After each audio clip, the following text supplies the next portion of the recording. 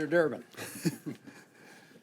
Thank you, Mr. Gensler, Chair Gensler, for being here. What percentage of Americans are in the stock market?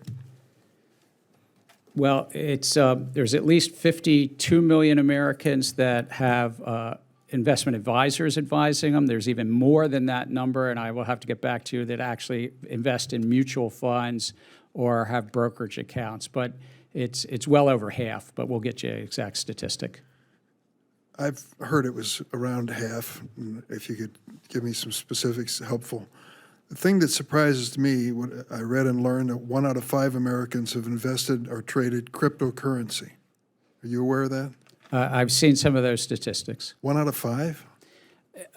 Again, I can't vouch for the surveys. It's not done by the SEC or this committee.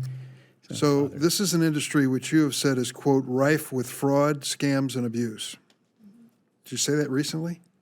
I would say it in this live hearing. It is a field that is rife with fraud, scams, and abuse. And there are a lot of actors in this field that are international, offshore, but they're still tapping on the American public's wish for a better future. According to one estimate, in 2022 alone, fraud schemes involving cryptocurrency totaled more than $9 billion. Does that surprise you? No, it could be larger, sir. I could go through the list of outrages involved in this industry. Celebrity endorsers, Matt Damon, noted financial advisor, Larry David, another financial advisor I trust implicitly, Tom Brady, who can't even get paid for doing the commercial, Kim Kardashian, and on and on. They spend billions on sports arena or stadium naming rights deals to gain misguided credibility with everyday Americans. Manipulate prices with phony tokens of no underlying value, fail, protect, and segregate investor funds. This is happening over and over again. This doesn't sound like America. What's missing here? It's a real pattern. I mean, there's a technology underlying it, a ledger technology called blockchain technology. There may well be a particular value in some of these use cases, but the American public is not getting the proper disclosure to make their investment choices. And then the companies operating in this space, as you say, are bundling and commingling services that we would never allow. We would never allow the New York Stock Exchange to also trade against their customers. We don't. We haven't for decades.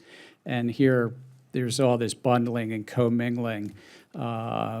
And what's more, there's a tremendous amount of bad actors in the field as well, a lot of them offshore preying upon U.S. investors. And a lot of them are looking for a home in our political system, are they not? That's not our jurisdiction, but I have read some of those articles. I went through a hearing like this, walked out in the hallway. The reporter said, "How much money has your campaign fund taken from the cryptocurrency business sector?" And I said, "None. I have nothing to do with them." She said, "You're wrong.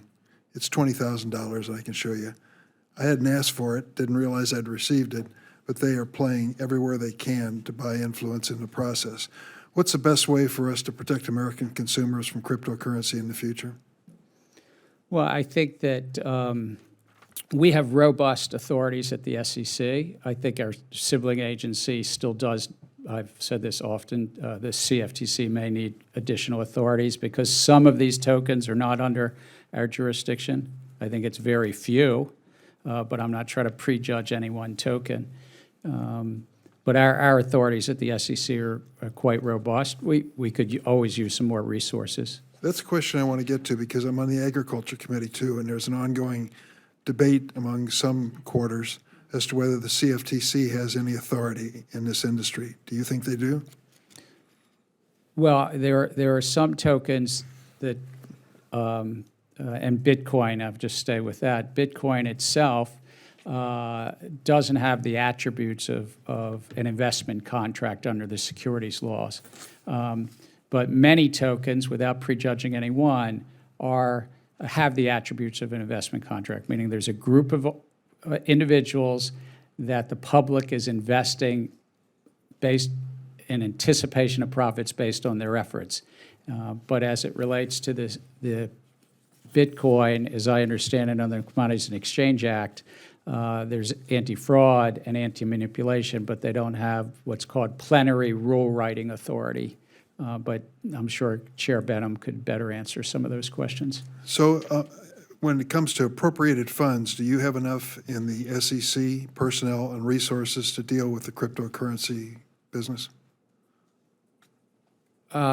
If this committee were to see fit and want us to have more resources, we could use them. Part of this 73 million, I know, and I really do thank the committee to come to unanimously to fund us, but that we were hoping to add another 170 people, some in disclosure review, some in examination, but certainly some of them in enforcement. And, that cuts back on our ability to do this. Thanks, Mr. Chairman.